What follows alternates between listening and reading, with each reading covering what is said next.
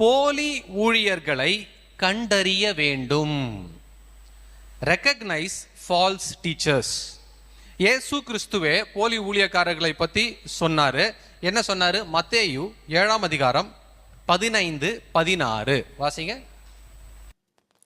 கள்ள தீர்க்கதரிசிகளுக்கு எச்சரிக்கையாய் இருங்கள். அவர்கள் ஆட்டுத்தோலை போர்த்து கொண்டு உங்களிடத்தில் வருவார்கள். நல்லா கவனிங்க, எப்படி இருப்பாங்களா இந்த போலி ஊழியக்காரங்க? அடங்காதவர்களும் வீண் பேச்சுக்காரரும் மனதை மயக்குகிறவர்களுமாய் இருக்கிறார்கள். என்ன பண்றாங்களா? தகாதவைகளை உபதேசித்து முழு குடும்பங்களையும் கவிழ்த்து போடுகிறார். குடும்பத்தையே கவிழ்த்து போடுகிறார்கள். எப்படிப்பட்டவங்க? பொய்யர்கள், துஷ்ட மிருகங்கள், பெருவயிற்று சோம்பேறிகள்.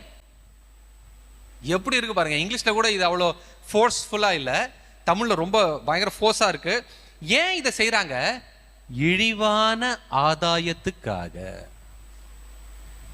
ஏதாவது பணம் கிடைக்கும், எப்படியாவது ஏமாத்தி பணம் சம்பாதிக்கலான்ற ஒரே நோக்கத்திற்காகத்தான் செய்கிறார்கள். ஏதோ ஒரு கொள்கை அல்ல, பணம் சம்பாதிக்கணும், எப்படியாவது ஏமாத்தி பணம் சம்பாதிக்க வேண்டும் என்பதுதான் இவர்களுடைய நோக்கம்.